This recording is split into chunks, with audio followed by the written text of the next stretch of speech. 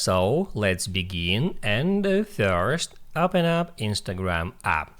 Then tap right here at your profile icon, and once it opens up, hit right there at menu icon and select settings.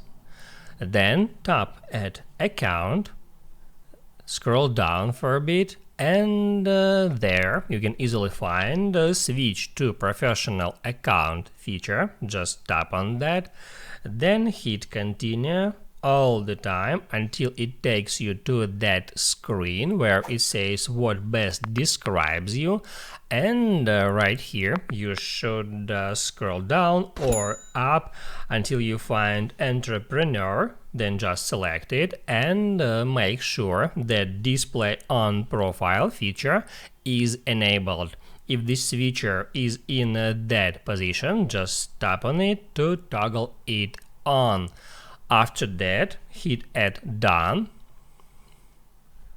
next, and that opens up your profile where you can see this entrepreneur status just under your Instagram name at a bio. Now you can write down in the comments below if you have any questions about that tutorial, and also I recommend you to check out my Instagram tutorials playlist, which you can easily find in the description.